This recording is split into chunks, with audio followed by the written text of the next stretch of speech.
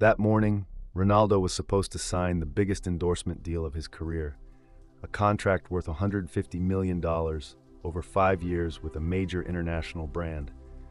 But something had changed in the final hours, something that would transform a simple business meeting into a moment that would define his legacy forever.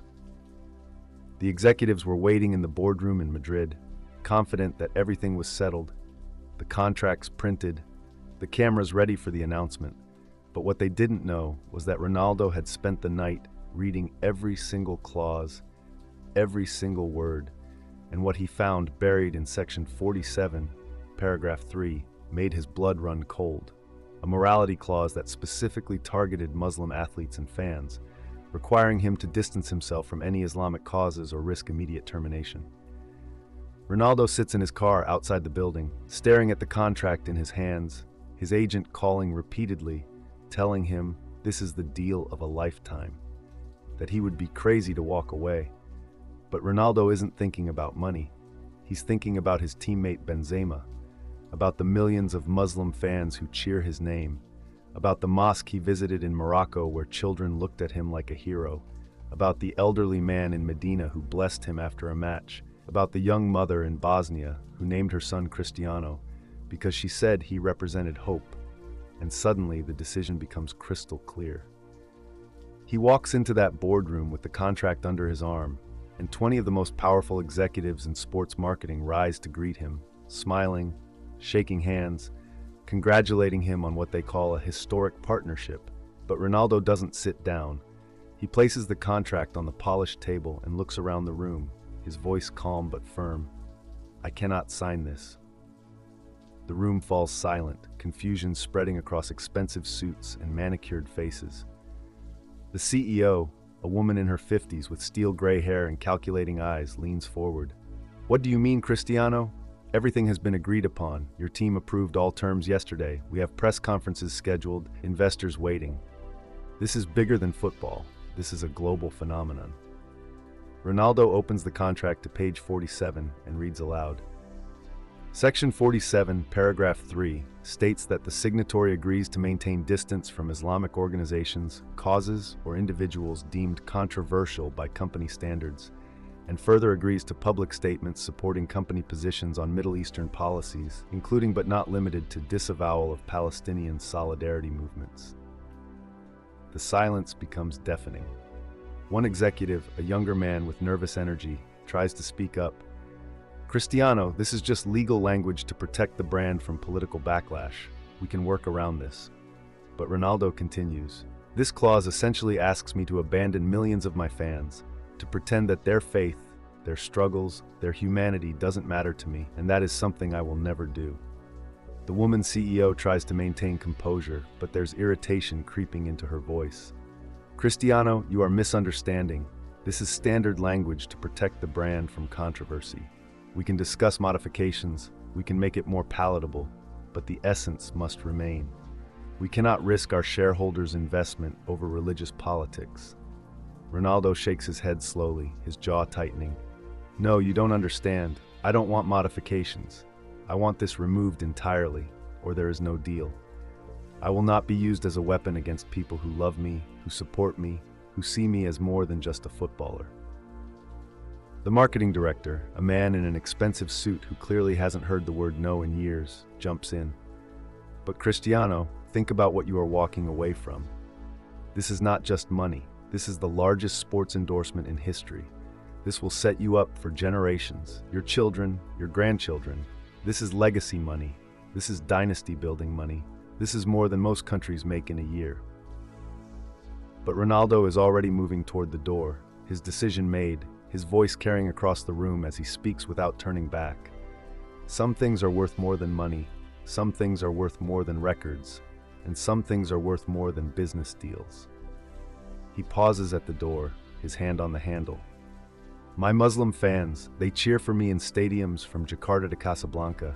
They wear my jersey, they believe in me, they pray for me, they see in me something that transcends sport, and I will not betray that trust for any amount of money, no matter how much my accountants tell me I should." The room erupts in panic. Phone calls to lawyers, to board members, to crisis management teams, voices rising in desperation trying to salvage what they see as the deal of the century. But Ronaldo is already gone, walking through the Madrid streets, his phone buzzing with calls from his agent Jorge Mendes, from the press, from everyone who cannot understand why he would walk away from such a deal. But that evening, as news of the collapsed deal spreads through social media and news networks, something unexpected happens, something that will prove Ronaldo made exactly the right choice. A video surfaces from a small mosque in Indonesia, where a group of children are watching Ronaldo highlights on an old television. When they hear the news, one of them, a boy of maybe 8 years old with bright eyes and a worn Real Madrid jersey, starts crying, but not from sadness, from joy. He tells his friends in broken English that Ronaldo chose them over money, that he didn't forget about them, that he proved that they matter.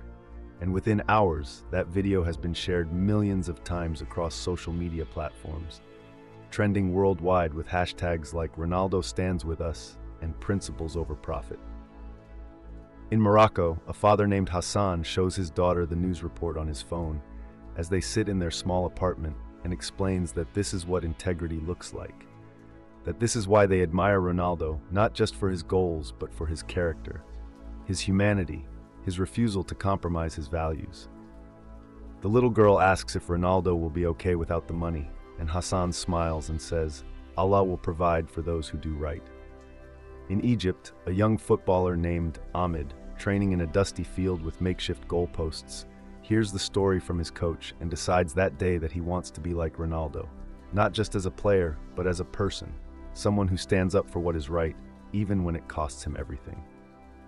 In London, a Muslim family, the Khans, that had saved for months to buy their teenage son a Ronaldo jersey, decides to buy two, one for him and one for his little sister, because they say Ronaldo has proven that he represents all of them, that he sees them as human beings worthy of respect and love. In Sarajevo, where memories of war still linger, an elderly woman who survived the siege tells her grandson about how sometimes the most powerful thing you can do is say no to those who want to use you to hurt others. She points to Ronaldo on the television and says that boy, he understands that football is about bringing people together, not tearing them apart.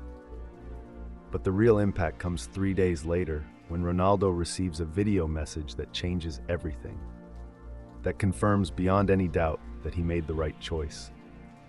The message comes from a hospital in Gaza, from a young girl named Layla who had been injured in recent violence, but whose spirits had been lifted by Ronaldo posters that volunteers had put on the ward walls. She speaks directly to the camera, her voice soft but clear, her words carefully practiced. Thank you for not forgetting us. Thank you for showing that we matter too. My brother, he died last month, but before he died, he said he wanted to play football like you. And now I know that you would have been proud of him because you care about children like us. And when Ronaldo watches this message alone in his home in Madrid, surrounded by all his trophies and awards, he breaks down crying because he realizes that this moment, this connection with a child who has lost everything, is worth more than any contract could ever be. That some decisions transcend business, transcend money, transcend everything except basic human dignity. He immediately calls his foundation and authorizes an emergency donation to the hospital where Layla is being treated. And within days, medical supplies and equipment are on their way, paid for out of his own pocket, not from any sponsorship deal, but from his heart. Within a week, 3 other major brands approach Ronaldo with endorsement offers, each one explicitly stating that they celebrate his stance, that they want to work with an athlete who stands for something more than just performance. Nike increases their offer by 30%. Adidas, who had been trying to poach him for years, suddenly becomes very interested, and a tech company from Dubai offers him equity in their company because they say he represents the values they want to be associated with. And when Ronaldo finally signs a new deal 6 months later with a coalition of brands that includes companies from different continents, different cultures, different faiths, it is worth even more than the original contract. But more importantly, it comes with clauses that he insisted upon. commitments to support youth football programs in Muslim communities around the world, funding for interfaith sports initiatives, and a promise that his image will never be used to promote division or hatred of any kind. The signing ceremony takes place not in a corporate boardroom, but in a community center in Madrid, surrounded by children from different backgrounds, different religions, different countries, all wearing football jerseys, all dreaming of playing professionally someday.